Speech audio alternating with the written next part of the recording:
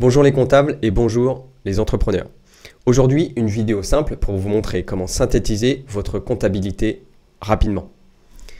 Qu'est-ce que j'appelle synthétiser sa compta? C'est tout simplement un tableau dans lequel on va montrer les chiffres importants.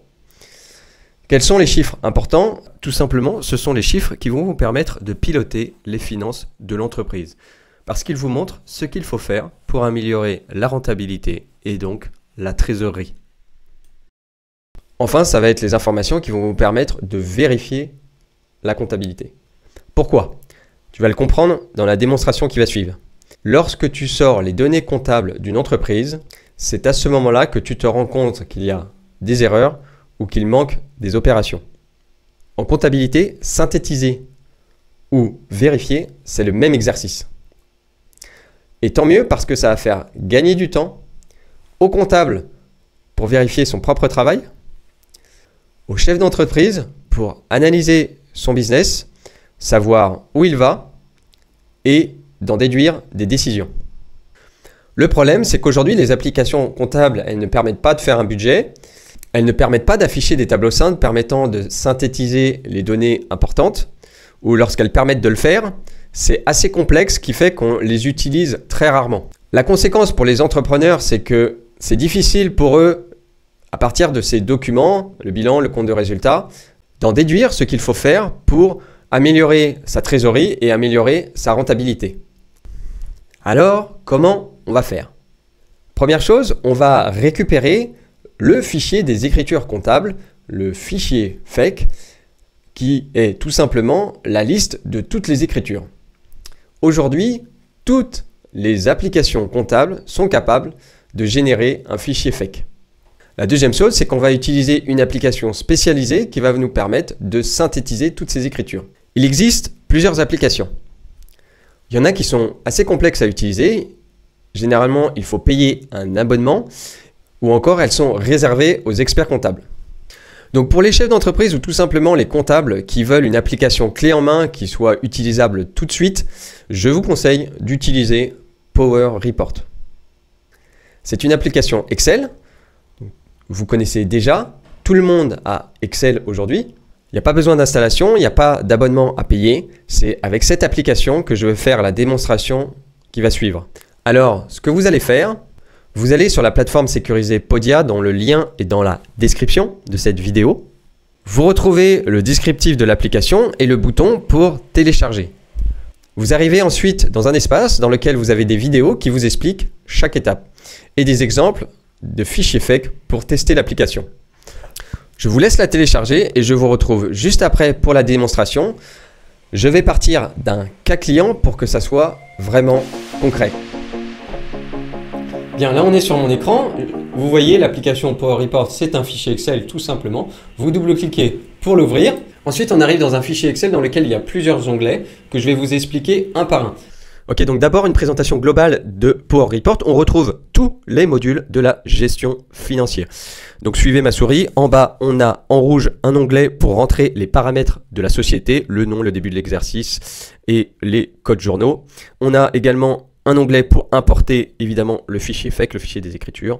En vert, ici, on va retrouver tous les modules de la gestion quotidienne classique, donc avec un dashboard, avec tous les indicateurs vous donnant la situation globale de l'entreprise. Ensuite, on a les créances et les dettes. On va avoir également un onglet très utile qui s'appelle pièces manquantes, qui va identifier toutes vos factures qui sont manquantes. On a un onglet personnel et taxes dans lequel on va pouvoir savoir qu'est-ce qu'on doit aux organismes sociaux et également aux impôts. En orange, cette fois-ci, on va retrouver tous les modules permettant de faire votre budget. Donc regardez comme c'est simple, on a un onglet IMO qui va permettre d'estimer la dotation aux amortissements. On a un onglet salaire qui va nous permettre d'estimer le coût des salaires et donc de le modifier si jamais on embauche de nouvelles personnes. On a un onglet emprunt dans lequel on va identifier la charge des intérêts des emprunts existants ou des futurs emprunts.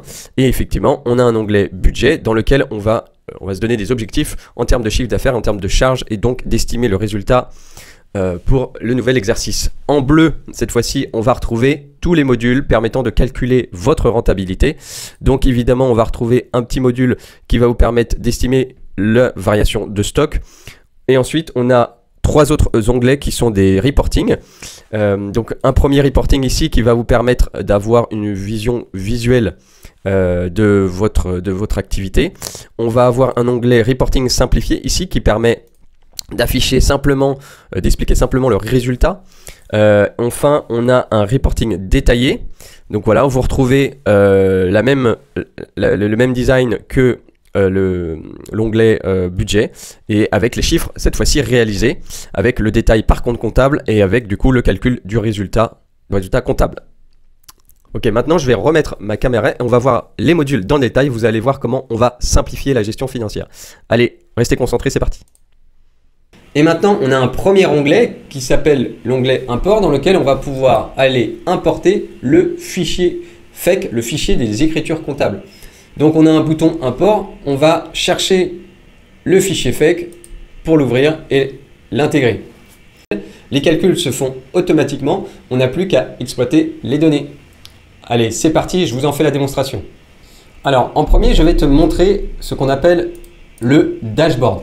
Donc le dashboard, c'est simple, ça donne une vision claire de la situation à aujourd'hui. Dans le graphique à droite, donc on voit clairement la tendance. Donc on peut voir la proportion des créances par rapport aux dettes et le niveau de dette par rapport au solde bancaire. Donc là, on peut voir que les créances sont supérieures aux dettes, donc c'est rassurant. Et également, on voit que le solde en compte bancaire est supérieur aux dettes. Donc on peut rassurer le banquier en disant que ce qu'on possède en banque peut payer les fournisseurs. Donc pas de problème pour nous prêter de l'argent. Vous voyez bien que l'argent que vous nous prêtez ne sert pas à financer le passif, mais sert bien à financer les investissements. Donc ça, c'est la situation à l'instant T. Mais maintenant, ce qui va être intéressant, c'est de voir l'évolution depuis le début de l'exercice. Ok, donc on peut lire que les créances, les dettes en rouge et le solde bancaire ont démarré au mois de janvier à ce niveau-là, qu'ils ont évolué de cette manière, donc en lisant la courbe. Donc on peut dire que l'activité a grossi. Maintenant, ce qu'on voit sur la dernière période, entre août et septembre, c'est que les courbes, elles s'inversent. On a des créances qui ont augmenté et une trésorerie qui a baissé. Et également des dettes fournisseurs qui a augmenté. Ok, on a un autre indicateur qui est présent sur ce dashboard qui nous sert à nous, surtout les comptables, c'est l'information des pièces manquantes que vous avez ici. Donc je le calcule à la fois en termes de quantité pour les clients et pour les fournisseurs, mais également en termes de montant. Donc à quoi ça sert? Effectivement, on a payé des fournisseurs, mais ils ne nous ont jamais envoyé les factures, ce qui fait que la charge en comptabilité n'apparaît pas dans ce qu'on a intégré tout à l'heure. Et donc ça a une conséquence, c'est que le résultat qu'on calcule ici, forcément, il est faux. Donc, reste bien attentif parce qu'on va s'en servir tout à l'heure. Ok, donc deuxième tableau de bord maintenant, qui sont les créances et les dettes. Donc, c'est l'équivalent d'une balance fournisseur et d'une balance client. Sauf qu'ici, on est sur Excel, donc on va pouvoir faire des filtres ici. On va pouvoir également afficher directement le détail des écritures, donc le grand livre. Si on veut maintenant le mettre à jour, on clique sur le bouton mise à jour. Donc comment je me sers de ça? C'est simple, quand je veux faire un point avec le service commercial sur les créances clients, eh bien j'ai plus qu'à lui transférer ce tableau de manière à justifier nos écarts avec son application de gestion commerciale.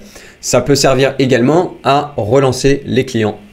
On continue maintenant vers un indicateur qui est hyper important parce qu'il va vous permettre de fiabiliser votre comptabilité. C'est l'information de la quantité des pièces manquantes que vous retrouvez là et du montant total que vous retrouvez ici. Vous retrouvez, comme les créances et les dettes, ce qui concerne les fournisseurs à gauche et ce qui concerne les clients à droite. Donc là, on a la liste de toutes les factures qui sont a priori manquantes. Alors ça, c'est vraiment un tableau que je me sers tous les mois parce que après les rapprochements bancaires et après les lettrages des comptes, je sors ce tableau qui est automatique. J'ai plus qu'à l'envoyer au chef d'entreprise pour l'alerter sur les factures qu'il ne m'a pas encore envoyées. Alors il m'arrive parfois quand je reprends une comptabilité qui est en retard que je me retrouve avec quasiment 200 factures manquantes. Si vous faites l'effort de ressortir ce tableau tous les mois, je vous garantis qu'à la fin de l'année, il vous restera à peine 10 factures manquantes à récupérer.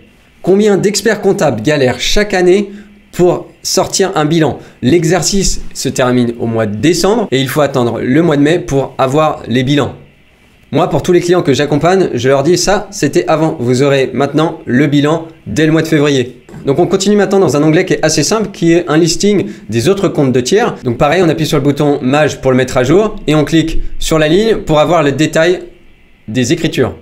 Ici par exemple, ça me rappelle que mon compte 409 n'est pas soldé et donc si c'est pas normal, il faudra que je fasse des corrections. Également, je vois que le compte 471 n'est pas soldé, donc attention les comptables, l'expert ne va pas être content. Évidemment, vous l'attendiez, on a le fameux budget prévisionnel, sauf que cette fois-ci, c'est hyper simplifié. Donc, on n'a pas de notions complexes comme le BITDA, le résultat d'exploitation, le résultat financier, le résultat exceptionnel. Non, on a vraiment épuré les choses de manière à tourner les chiffres vers l'action, vers ce qu'il faut faire, comme je vous le disais au début. Regardez à quel point c'est simple de présenter ce budget. Monsieur le banquier, on projette de faire 3 millions de chiffre d'affaires cette année, pour lequel on va dégager une marge d'1,3 million qui représente un taux de marge de 45%. On a également des frais de fonctionnement de l'ordre d'1 million d'euros, dont vous retrouvez le détail ici avec 500 000 euros de frais de personnel. On projette donc de faire un résultat de 350 000 euros. Voilà, c'est tout. C'est aussi simple que ça. Alors, un budget, c'est un document un peu comme un contrat dans lequel les équipes vont se mettre d'accord sur les objectifs à atteindre. Tout au long de l'année, on va pouvoir aller le consulter pour savoir où on en est. Alors, comment on le remplit? Eh bien, c'est simple, on dégroupe les cellules et on n'a plus qu'à rentrer les chiffres à la main. Et comme on est sympa, on vous a mis un calcul de dotation aux amortissements prévisionnels, un module pour estimer les salaires et également un module pour estimer les intérêts d'emprunt. Évidemment, on a également un reporting, cette fois-ci avec les données réelles, issues du fichier des écritures qu'on a intégré au début. Tous les calculs sont automatiques, vous n'avez rien à faire. Et bien maintenant, on a une vision claire de ce qui s'est passé depuis le début de l'exercice. Comme l'information est mensualisée, du coup, on peut observer comment l'activité a évolué.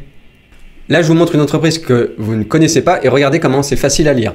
Alors, monsieur le banquier, on a fait de janvier à septembre un chiffre d'affaires de 2 200 000 euros pour lequel on a dégagé une marge de 957 000 euros qui représente un taux de marge de 43%. En parallèle de ça, on a des frais de fonctionnement avec 408 000 euros de frais de personnel qui représentent un total de 626 000 qui nous permet de dégager un résultat positif de 330 000 euros. C'est clair, c'est limpide. Alors une fois qu'on en est là, rappelez-vous, il nous manque des factures. Alors qu'est-ce qu'on doit faire en tant que contrôleur des gestions? Eh bien tout simplement, on va les provisionner. Donc on a le détail dans l'onglet pièces manquantes. On peut aller identifier assez facilement à partir du nom du fournisseur qu'est-ce que c'est comme type de dépense. Donc en fonction de ça, on va les rajouter manuellement dans le reporting réalisé. En l'occurrence, on a ici par exemple des frais de télécommunication ici qui représentent un montant de 448 euros TTC. Donc je vais pouvoir la rajouter. Donc il me semble que c'était une partie au mois de mars, 448 euros divisé par le taux de TVA qui nous donne le montant hors taxe. Voilà. Donc j'ai provisionné au mois de mars 373 euros de factures de télécom en plus. Je peux faire la même chose sur chacune des autres factures en fonction du type. Donc par exemple, si je veux, je peux rajouter dans les achats et activités la fameuse facture de 13 000 euros au mois d'août. Donc hop, facture manquante, créance divisé par 1,2. Voilà, pour avoir le montant hors taxe. Également, c'est ici que je vais pouvoir rajouter manuellement la variation de stock si jamais je ne l'ai pas comptabilisé. Donc cela modifie tout de suite le résultat. Alors pour les experts comptables qui m'écoutent, je sais, vous l'avez vu, il manque la dotation aux amortissements. Effectivement, pour la plupart des entreprises, la dotation aux amortissements est calculée à la fin de l'année, donc elle n'apparaît pas dans les écritures qu'on a intégrées tout à l'heure. Et donc comment on va faire à votre avis? Eh bien c'est simple, on va faire pareil, on va la provisionner et pour ça, on va se servir du budget. Donc on va aller dans notre budget et on va aller récupérer la dotation aux amortissements ici. Hop, et on va la glisser jusqu'au mois de septembre, le mois auquel s'arrête notre reporting. Voilà, donc on a rajouté les pièces manquantes, on a rajouté la dotation aux amortissements. Pour certains dossiers, il manquerait encore la variation de stock, mais en tout cas, le résultat qu'on affiche ici de 155 000 me paraît cohérent. Alors vous comprenez maintenant que je suis absolument certain de la justesse de mes chiffres et donc j'aurai toutes les convictions pour présenter ces tableaux à la direction. Alors on vous a mis également des graphiques pour rendre la donnée beaucoup plus visuelle, donc ce qu'on appelle la data visualisation. Je vais vous montrer celui que j'aime bien, c'est celui-ci qui compare la marge brute cumulée avec le point mort. Donc en fait, c'est un graphique qui vous indique quand l'entreprise devient rentable. Donc il faut regarder quand la courbe rouge de la marge brute passe au-dessus de la courbe rose du point mort. Ici, on voit qu'elle le dépasse véritablement à partir du mois de juin. Donc on pourrait considérer que l'entreprise met 6 mois d'activité pour véritablement être rentable. Pour les entrepreneurs qui ont une activité saisonnière ou une activité irrégulière, ça montre combien de temps il faut pour que l'entreprise commence véritablement à gagner de l'argent. Pour certains chefs d'entreprise, ça a été une révélation de se rendre compte qu'il lui faut parfois même 8 mois pour rentabiliser leur activité. Alors on arrive à la fin de cette incroyable application qu'il faut absolument télécharger.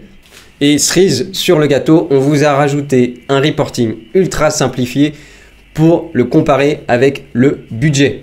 Puisqu'on a une base de comparaison, ça devient super simple d'en faire une analyse et d'en découler un plan d'action. Une fois que vous êtes arrivé là, vous ne réfléchissez pas plus que ça.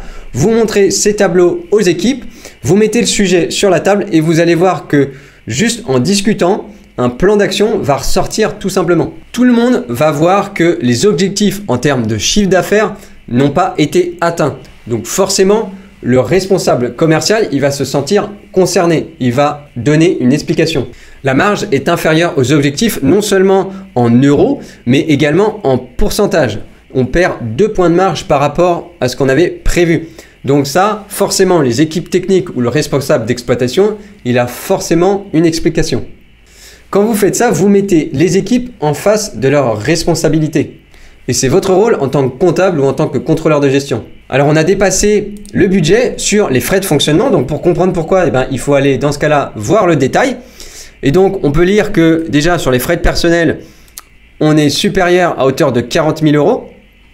Donc on peut aller voir ensuite le détail au niveau du reporting détaillé pour savoir à quel endroit, sur quel mois on a été plus fort que prévu. Et on peut également aller carrément dans les écritures, dans le fichier des écritures pour lequel on pourra faire des filtres ici pour avoir le détail facture par facture. Donc si on reprend notre analyse sur les frais de personnel, on voit qu'avec une équipe plus grande, mieux payée, on a fait moins que prévu. Donc avec une plus grande équipe, on a gagné moins. Donc vous voyez, c'est contradictoire. C'est forcément qu'il y a quelque chose qui ne va pas. Alors ce n'est pas à vous de la trouver en tant que comptable ou en tant que contrôleur de gestion, c'est au chef d'entreprise, mais c'est votre rôle de lui démontrer, de lui prouver qu'il y a quelque chose qui ne va pas. Alors la conséquence, si on ne fait rien et qu'on continue comme ce qui était prévu, on voit avec le résultat extrapolé qui donne une idée de l'atterrissage à la fin de l'année que le résultat est à peine positif. Donc c'est très limite. Donc dans ce moment-là, normalement, il y a un gyrophare rouge qui s'allume dans votre bureau. Vous prenez un rendez-vous avec la direction et vous ne les lâchez pas, quitte à ressortir le mois prochain ces tableaux avec les données à jour. À ce stade, vous avez compris qu'en à peine 10 minutes, vous êtes capable d'expliquer la situation financière d'une entreprise. Je pense que vous êtes maintenant convaincu que c'est beaucoup plus interactif que les documents classiques, balance, grand livre et compte de résultats. J'utilise Power Report tous les mois quand je veux prendre du recul sur la comptabilité que j'ai saisie. C'est ludique et c'est simple et ça me donne l'impression de maîtriser mon travail. Ça me donne envie de le présenter et à la fin, quand je vois que la direction prend des décisions suite aux alertes que je leur ai données, eh bien ça me rend fier de moi. Avant, j'étais juste un comptable qui faisait son travail dans son coin. Maintenant, j'ai le chef d'entreprise qui parfois me demande des conseils ou vient me parler avant de prendre une décision importante.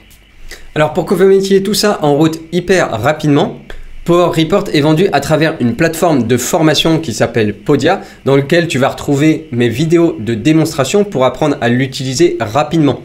Vous avez également accès à une messagerie sécurisée dans laquelle on va pouvoir échanger et je vais pouvoir répondre à vos questions. Vous pouvez également le faire tout au long de la formation par WhatsApp ou par mail. Dans les vidéos de formation, tu vas également en apprendre plus sur le contrôle de gestion, du type, les étapes à respecter pour élaborer un budget, comment créer et reconnaître des indicateurs pertinents, des démonstrations de cas pratiques issus de mon expérience. Si vous avez des problèmes, vous avez des vidéos pour des débutants qui vous expliquent chaque étape de l'import des données jusqu'à l'analyse des tableaux. Vous avez également une documentation écrite dans laquelle est expliquée chacune des formules et programmes VBA pour ceux qui souhaitent personnaliser l'application. Enfin et évidemment, on reste disponible si jamais vous avez un problème et que vous êtes complètement bloqué. À ce stade, tu as compris la puissance de Power Report, qu'elle peut transformer ton quotidien de comptable. Je t'invite à la télécharger et on se retrouve tout de suite dans l'espace de formation pour apprendre à l'utiliser ensemble. À tout de suite.